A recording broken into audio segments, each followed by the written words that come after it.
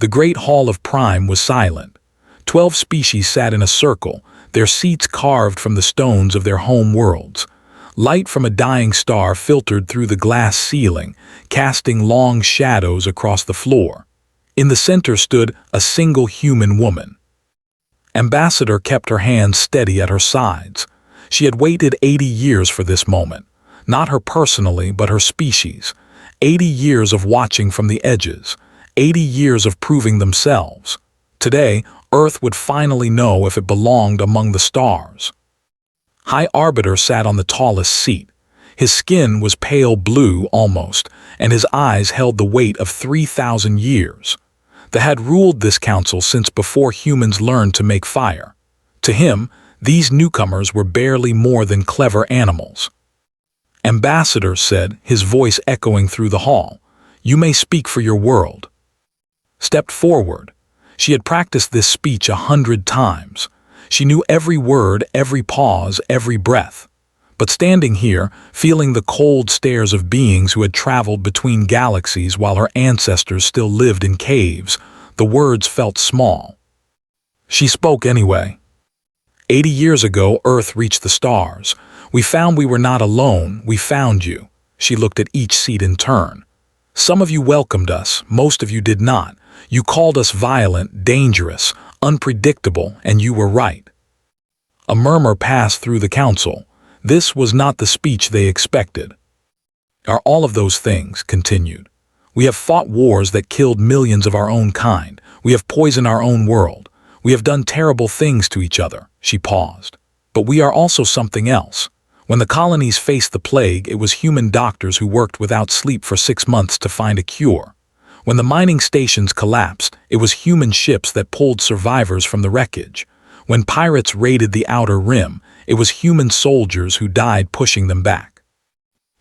She walked slowly around the circle, meeting every eye that would meet hers. We do not ask you to trust us because we are perfect. We ask you to trust us because when we give our word, we keep it. When we call someone a friend, we mean it. And when we join a cause, we do not abandon it. Return to the center.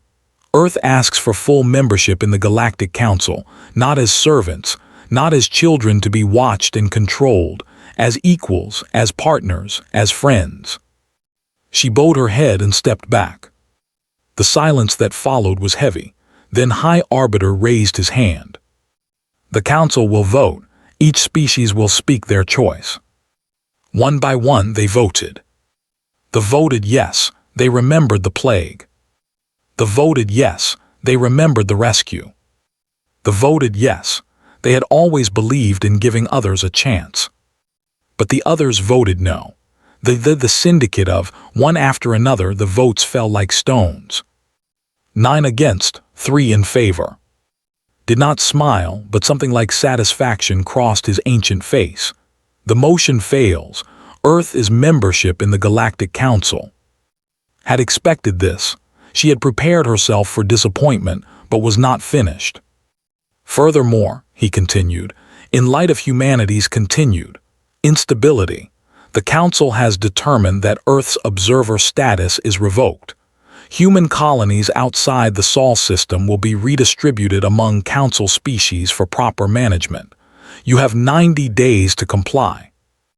The words hit like a physical blow, not just rejection, punishment. They were taking everything humanity had built among the stars. The representatives of other species shifted in their seats. Some looked uncomfortable, most did not. Stood very still. Her heart was pounding, but her face showed nothing. She had learned long ago that showing weakness to predators only made them hungry. High Arbiter, she said, her voice calm, may I ask a question? Waved his hand, speak. In the 1,000 years of this council's existence, how many species have you removed in this way? 17, answered without hesitation. And how many of those species still exist? The silence returned, did not answer. I thought so, smiled. It was not a warm smile. It was the smile of someone who had just made a decision. The representatives who saw it felt something cold move through their bodies. You had a chance to make us your friends, said. You had a chance to stand beside us as we grew. Instead, you chose to stand against us.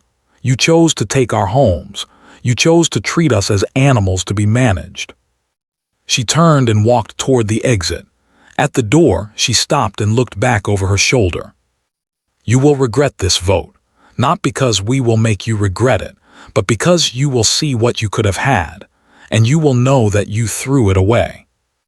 The doors closed behind her. In the silence that followed, council member of the leaned toward her neighbor. "She did not threaten us," she whispered. "No," her neighbor replied. "That is what worries me." Far above Prime, aboard the battleship Unyielding Dawn, Admiral Park received the transmission. He read it twice. Then he opened a channel to Earth Command. "They made their choice," he said quietly. "Now we make ours." The stars outside his window seemed brighter than before, colder, more distant, but Admiral Park had never been afraid of the dark. Humans had crawled out of caves and conquered their own world. They had split the atom and touched the moon.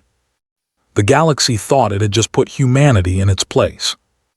The galaxy was about to learn how wrong it was. 3 months passed after the vote. The galaxy watched Earth with amusement. 17 species had faced the Council's judgment before. All 17 had submitted or been destroyed. The humans would be no different. On the frozen moon of Europa, hidden beneath 2 kilometers of ice, Doctor had not slept in 4 days. Her eyes burned. Her hands shook from too much coffee, but she could not stop now, not when they were so close. "Run it again," she told her team. The machine in front of her hummed. It was not large, barely the size of a ground transport, but inside it was technology that could change everything. Project Horizon, a device that could create a field across thousands of kilometers. Any ship caught inside would lose its faster-than-light engines. They would be trapped, helpless. The test ran. The numbers appeared on the screen. "It works," whispered young researcher. "Doctor, it actually works." Allowed herself a small smile.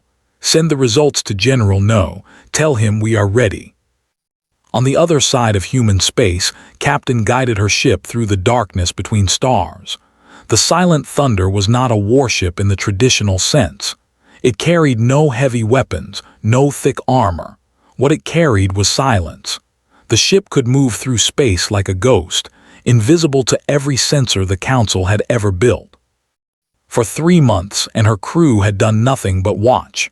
They mapped the positions of every Council fleet. They recorded patrol patterns, communication frequencies, and supply routes. They counted ships until the numbers filled entire databases. "Captain," her first officer said, "we have completed the survey of Sector 7. That is the last one." Nodded, sent it to command, encrypted. She looked at the star map in front of her. Thousands of red dots marked Council ships, thousands of potential enemies, but knowledge was power. And now, Earth knew exactly where every single one of them was. Back on Earth, General No stood before a room full of military leaders. They were the commanders of every fleet, every army, every defense installation humanity had built. Some were old soldiers who had fought in the last wars on Earth itself. Others were young officers who had never known a world without peace. "You have all seen the Council's demands," No said. His voice was rough like stones grinding together. "They want our colonies, our stations, our people." He pressed a button. A map appeared showing human space. 12 colony worlds, 47 stations, 15 million people living among the stars. "They think we will surrender," No continued. "They think we will bow our heads and let them take everything we have built. They think we are weak." He smiled. It was not a kind smile. "They are wrong." The next image showed fleet positions, not Council fleets, human fleets, hidden in asteroid fields, concealed in the shadow of gas giants, waiting in the dark spaces where no one thought to look. "For 3 months, we have let them believe we were preparing to submit. Every evacuation ship they have seen was actually a transport carrying soldiers and weapons. Every colony that went dark was actually fortifying for war. They see us running. They do not see us preparing. Admiral O, the oldest commander in the room, leaned forward. Her hair was white and her face was lined with age, but her eyes were sharp as knives. People called her the Iron Grandmother, and she had earned that name in battles fought before most of this room was born. "What about Project Horizon?" she asked. "Ready," No confirmed. "Doctor completed final testing yesterday. We can deploy it on the outer rim within 48 hours. "And the enemy, do they suspect anything?" "No, their scouts report that we are building refugee camps and preparing to hand over our colonies peacefully. They see exactly what we want them to see." No turned to face the window. Outside, Earth hung in the darkness, blue and green and beautiful. The home of 8 billion people who had no idea how close they were to losing everything. In 3 days, the Council's deadline will pass. They will send their fleets to take what they think is theirs, and when they arrive, they will find us waiting. On day 89, a Council scout ship passed through human space. Its mission was simple: confirm that the humans were complying with the Council's orders. What it saw confused its pilot. The colony world of Nu should have been empty. Instead, ships were gathering in orbit. Not refugee ships, military ships, more than the scout had ever seen in one place. The pilot sent an urgent message back to the Council. Before he could jump to faster-than-light speed, his sensors detected something else. 800 signatures, appearing out of nowhere in the asteroid field nearby. They had been there the whole time, waiting, hidden. The scout escaped, but barely. On Prime, High Arbiter read the report with growing unease. Before he could respond, a new transmission arrived from Earth. It was short, just coordinates, a time, and 5 words. "Come and take them." Stared at the message. In 1,000 years, no species had ever responded to the Council's judgment with defiance. Pleading, yes. Bargaining, certainly. Even desperate attacks that accomplished nothing. But this was different. This was not desperation. This was invitation. For the first time in centuries, High Arbiter felt something he had almost forgotten. Fear. The Council fleet arrived at Nu on the 90th day. 3,000 ships from 7 species filled the space around the small colony world. It was the largest military force the Council had assembled in 500 years. Commander stood on the bridge of his flagship and smiled. He was young for his rank, only 400 years old, but he had won every battle he had ever fought. This one would be no different. "Scan the area," he ordered. His officers obeyed. The results appeared on the main screen. 200 human ships in orbit around the planet, Commander. No other forces detected. Laughed, 200 against 3,000. The humans were either very brave or very stupid, probably both. "Open a channel to the human fleet." The screen flickered. Admiral O appeared. She sat calmly in her command chair, her white hair pulled back from her face. She looked like someone's grandmother. She did not look like a warrior. "Human Commander said, you have violated the Council's orders. Surrender your ships and your colonies now, and your people will be treated with mercy." O tilted her head slightly. "Mercy, that is a kind offer, but I must refuse. You have 200 ships. I have 3,000. This is not a battle you can win." "Perhaps not," the old woman smiled, "but you should count again." Frowned. "What do you mean?" The answer came not from the screen, but from his own officers. "Commander, new signatures appearing from the asteroid belt." The tactical display changed.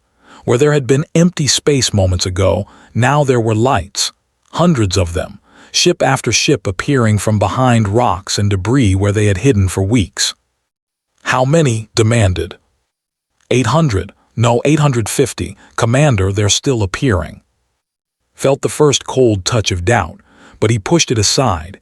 Even 1,000 ships was not enough. The Council fleet still outnumbered them. All ships prepare for combat. We will crush them regardless of their numbers. But before any ship could fire a single weapon, something else happened. Every council ship shuddered. Warning lights flashed. Officers shouted in confusion. "Commander, our faster-than-light drives are offline." "What, all of them?" "All of them, every ship in the fleet. Some kind of field. It's blocking our jump capability." Understood now. The humans had not just hidden ships. They had hidden a trap. His fleet could no longer run. They were stuck here, forced to fight or die. Admiral O's voice came through the speakers again. "You came to take our home. You will leave with nothing." The battle began. Human ships moved differently than council ships. They were smaller, faster, and they fought without fear. Pilots threw their vessels into maneuvers that should have been impossible, dancing between enemy fire like leaves in a storm. Lieutenant Shin was one of those pilots. At 26 years old, he had never fought a real battle before. Training simulations were nothing like this. The noise, the shaking, the knowledge that every flash of light outside could be his death. But his hand stayed steady on the controls. His squadron followed behind him, 12 fighters moving as one. "Target the flagship's engines," his commander ordered through the radio. "If we take out, the rest will fall apart."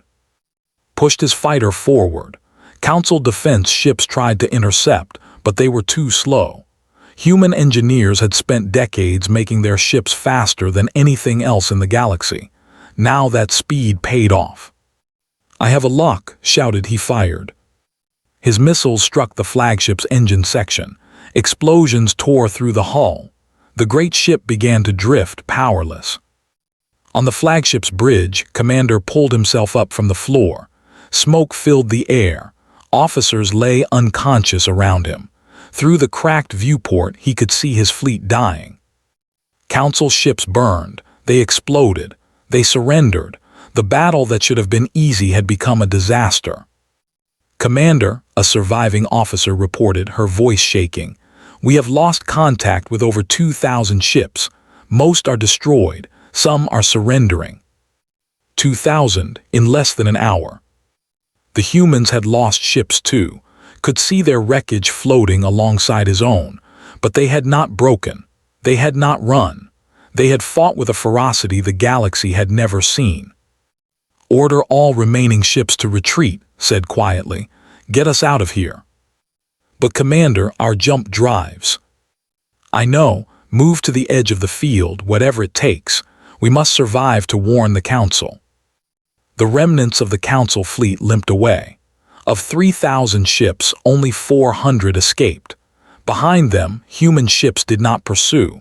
They held their position around Nu, protecting the colony they had refused to abandon. Admiral O watched the enemy retreat. Her face showed no joy.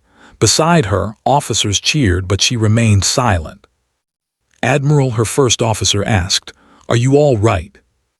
"We lost 150 ships," she said.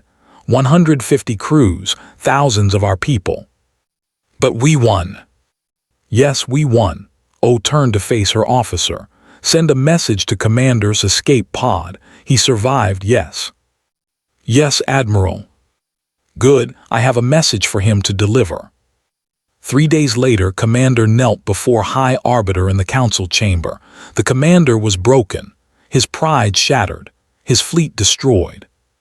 "What message did the human send?" asked. Raised his head. When he spoke, his voice was hollow. Admiral O said, "That was our defense fleet. Would you like to meet our offense?" The Council chamber fell silent. For the first time in 1,000 years, the Galactic Council understood what fear truly meant. 6 months passed after the Battle of Nu. The galaxy expected Earth to build walls and hide behind them. Instead, humanity did something no one predicted. They advanced, but not as conquerors, as liberators. Commodore Lee commanded the Ghost Fleet, 20 ships that moved like shadows, appearing where no one expected them. His mission was not to destroy. His mission was to free. Tonight, his target was a mining colony on the edge of space. 12,000 workers lived there. None of them had chosen to be there. They were captured in raids and forced to dig metal from the rocks until their bodies broke. Lee's ship emerged from darkness without warning. Before the guards could react, his soldiers were already inside the station. "No killing unless necessary," Lee reminded his team through the radio. "We are here to rescue, not murder." The operation took 40 minutes.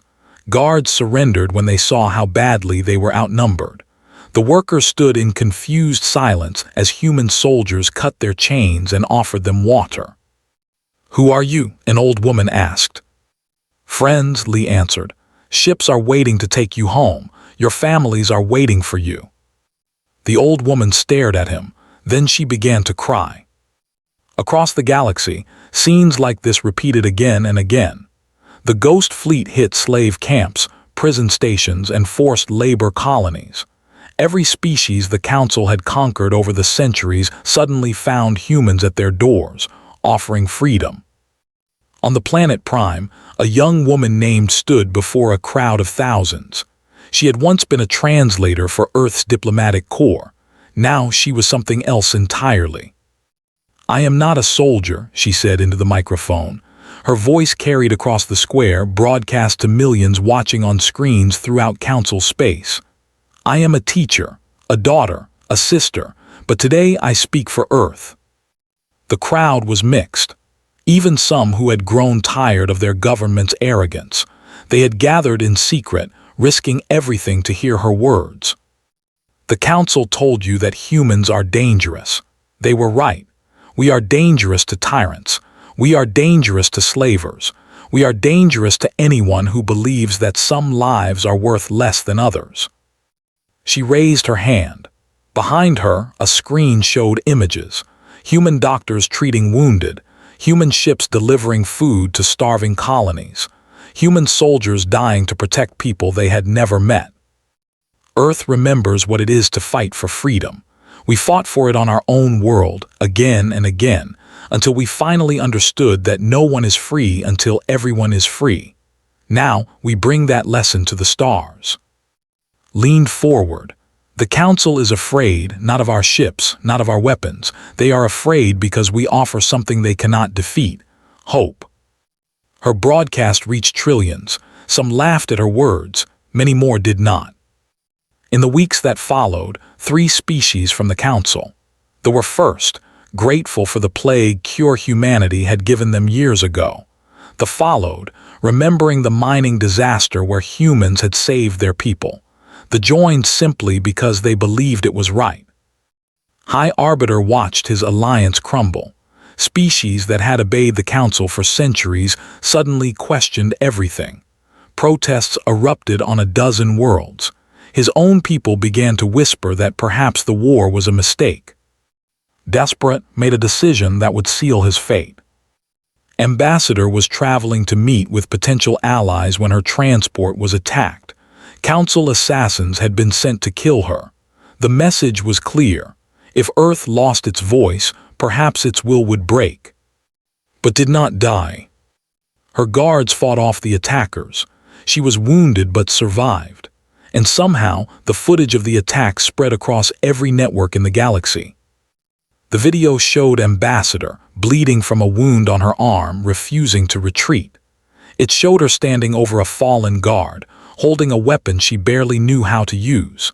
It showed her face, calm and unafraid, as enemies closed in around her. And it showed the moment rescue arrived. Human Marines dropping from the ceiling, pushing back the assassins, carrying their wounded ambassador to safety. "They tried to silence her," Commodore Lee said in his own broadcast. "They failed. We will not be silenced. We will not be stopped. We will not forget." Admiral Park received a secret transmission 1 week later. It came from Council member of the, using codes that only allies would know. "There are those among us who want this to end," said. "What would Earth accept for peace?" Park considered her question carefully. Earth was winning, but war was expensive. People were dying on both sides. Peace would save lives, But what kind of peace? We will accept unconditional acknowledgement that the vote was wrong, Park replied. Full membership for Earth in a reformed council. Freedom for every species currently under control. He paused, then added one more condition. An High Arbiter in chains. He ordered the attack on Ambassador. He must answer for his crimes. Was silent for a long moment, then she nodded. I will see what can be done. The war was not over yet, but the end was coming, and for the first time the Council was not the one deciding how it would end. Humanity was. 1 year after the vote that started the war, Earth's fleet arrived at Prime. Admiral Park stood on the bridge of the unyielding dawn, watching the ancient station grow larger in the viewport. Behind him, 500 human warships held formation. Around them, ships from 7 allied species flew in support. Admiral, his communications officer reported, the station is requesting our intentions. Park smiled faintly. Tell them we are here for a vote. The Galactic Assembly Hall had changed little in a year. The same stone seats, the same dying star shining through the glass ceiling, but the beings who sat in those seats were different now.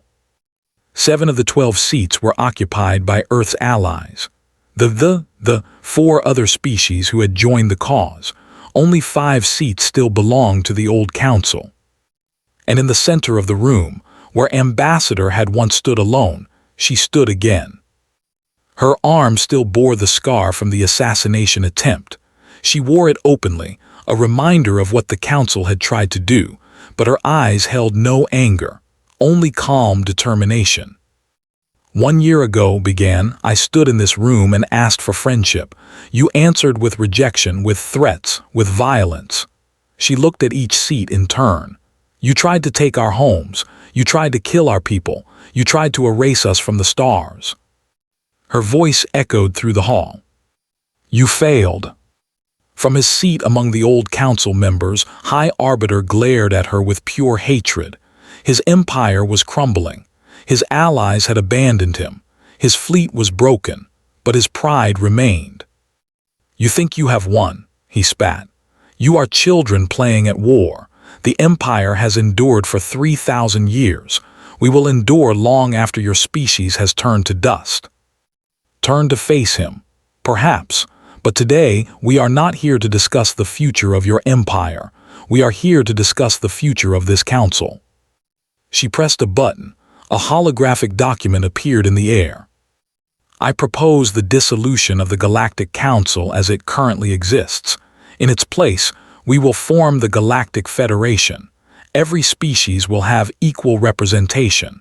No one will be above the law. No one will be enslaved. No one will be erased. Laughed, it was an ugly sound. You cannot simply vote away 1,000 years of order. Can we not? Smiled. That is exactly what you tried to do to us. You voted to take our homes, our colonies, our future. You believed that a vote could make it right. She leaned forward. So yes, High Arbiter, we can vote, and we will. She raised her hand. All those in favor of the proposal. One by one the allied seats lit up. The 4 more, 7 votes in favor. Then unexpectedly an 8th light appeared. Council member of a species that had stayed loyal to the old council, raised her hand. They have watched this war, said quietly. We have seen how the old council treated those beneath them. We have seen how humans treat those who need help. We know which future we want. She looked at. I vote in favor. 9 in favor. The proposal needed only 7 to pass. Rose from his seat. This is treason. I will not accept. You have no choice, interrupted. The vote has passed. The old council is dissolved. The Galactic Federation is born. Guards entered the hall, not council guards. Federation guards from a dozen species working together. They approached. High Arbiter said formally, you are charged with crimes against sentient beings, the attack on Earth's diplomatic mission, the enslavement of the destruction of 3 worlds during the war. She met his eyes. You will face trial before a Federation court. Struggled as the guards took hold of him. As they led him away, he passed close to. She spoke softly for his ears alone. We would have been your greatest friends. You chose to make us your end. The doors closed behind him. The hall was silent. Then slowly applause began, first from then every allied species. Even some of the remaining old council members joined, accepting that the world had changed. Admiral Park watched from the gallery above. Beside him stood Admiral O, Commodore Lee, Captain, and dozens of other officers who had fought to make this moment possible. Below them, Ambassador raised her hand to quiet the crowd. This is not a victory for Earth, she said. This is a victory for everyone who believes that the stars belong to all of us. Today, we build something new, together. Years later, a young sat in a classroom on a world that had never known war. Her teacher, an old woman, was telling stories of history. Teacher, the child asked, why are humans so respected now? Why does everyone listen to them? The teacher smiled. She remembered chains. She remembered the human soldiers who had broken them. She remembered the old woman who had cried when strangers offered her water. Because when the universe told them they did not belong, she answered, they refused to disappear. In a garden on Earth, two old friends sat and watched ships launch from the orbital stations above. Admiral Park, his hair now fully, and Ambassador, her famous scar faded to a thin white line. Do you think they will remember? Asked. The children being born now, the ones who never knew the war, will they remember why we fought? Park watched a new ship rise toward the stars. It carried humans and all working together, all equal. They will remember that we did, he said. That is enough. The sun set over Earth. Above them the stars shone bright. And somewhere out there, in a galaxy that had once rejected them, humanity had found its place. Not because they had asked for permission. Because they had earned it.